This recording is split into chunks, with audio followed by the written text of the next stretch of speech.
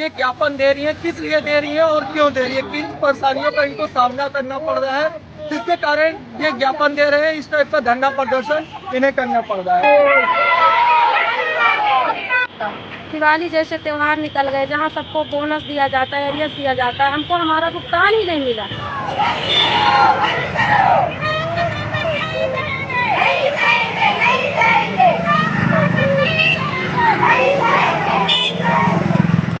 साथ वाले की और जो आशाओं का 3 महीने से वेतन रोका गया है उसे तत्काल भुगतान किया जाए।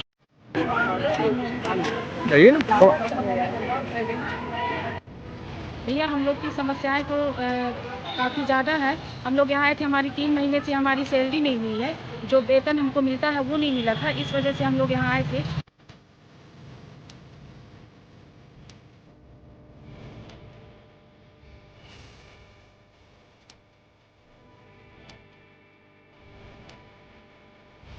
इनकी मांगे पूरी नहीं होती है तो आप लोग कहाँ तक इनका साथ देंगे? हम इनका साथ तब तक देंगे जब तक इनका मांग पूरी नहीं होगा, तब तक सीपीयू सेंटर से लेकर के और जिले से सारे लोग हम लोग एक साथ कंधे में कंधा मिला करके। नमस्कार, आप देख रहे हैं अपनी खबर 24x7 न्यूज़। मैं अविनाश दुबे अपनी खबर 24x7 न्यूज़ में आप सभी दर्शकों का एक बार फिर स्वागत करता हूं। खबरों को लाइक करें, शेयर करें एवं हमारे यूट्यूब चैनल को सब्सक्राइब करें। आज पूरे मध्य प्रदेश सहित अनूपपुर जिले भर की आशा उषा और सुपरवाइजर एकता यूनियन मध्य प्रदेश की जिला इकाई ने सोमवार से एक दिवसीय धरना प्रदर्शन शुरू किया है।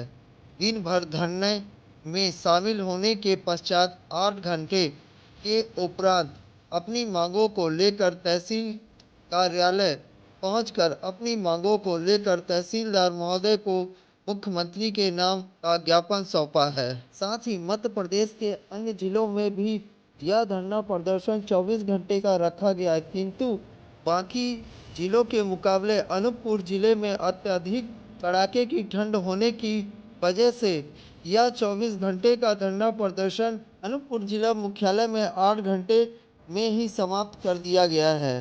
धरने का मुख्य उद्देश्य आशा कार्यकर्ताओं को सरकारी कर्मचारी का दर्जा देना और न्यूनतम वेतन कम से कम 18,000 से 26,000 रुपये की मांग को लेकर है।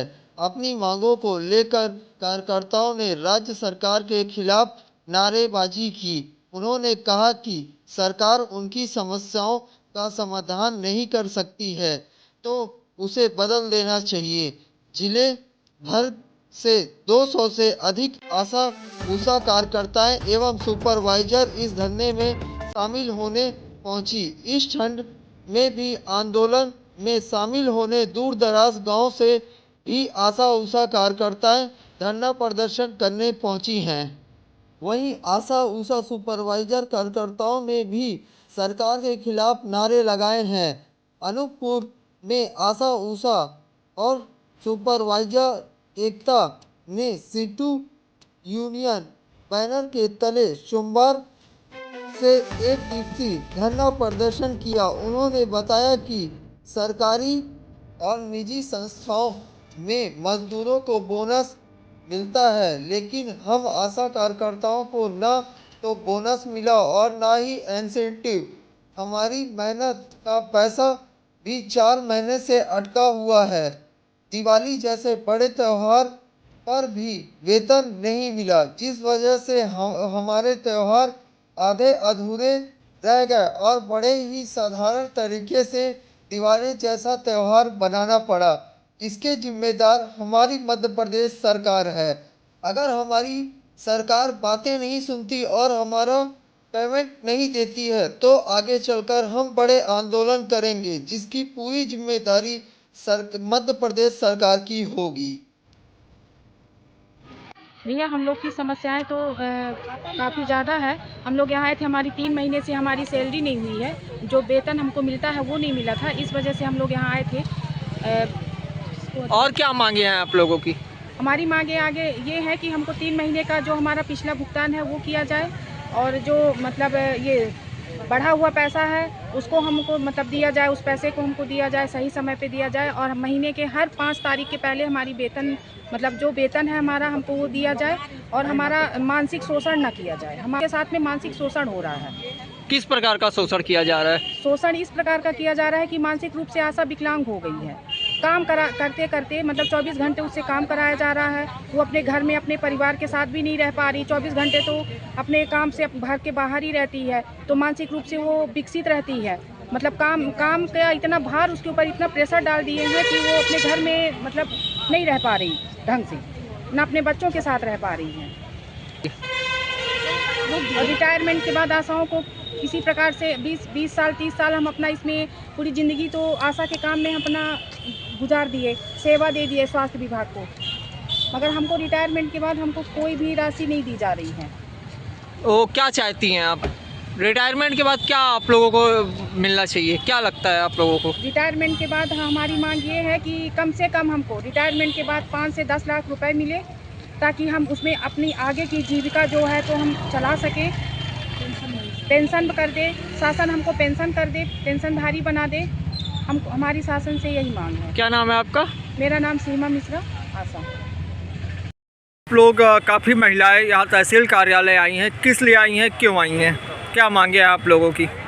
सबसे पहला मांग तो हमारा ये है कि पिछले 3 महीनों से अगस्त सितंबर अक्टूबर 3 महीनों से हमारा भुगतान नहीं हुआ है, न किसी आशा का और न किसी आशा पर्यवेक्षक का। दिवाली जैसे त्यौहार निकल गए जहाँ सबको बोनस दिया जाता है, एरियस दिया जाता है, हमको हमारा भुगतान ही नहीं मिला। हम अपने घर में किस तरह अपना मतलब गुजारा कर रहे हैं, हमारे बच्चों की फीस देने तक की परेशानी आ चुकी है। हम अपने बच्चों का फीस नहीं दे पा रहे हैं। किसी आशाओं के घर में जाके देखेंगे, आशा मतलब क्या है, बहुत ही ज़मीनी स्तर से काम करने वाली महिला है, बहुत ही छोटी कर्मचारी हमको कहा जाता है। लेकिन जैसे हमको छोटे कर्मचारी बोला जाता है, वैसा ही हम लोग के घर की स्थिति हो चुकी है।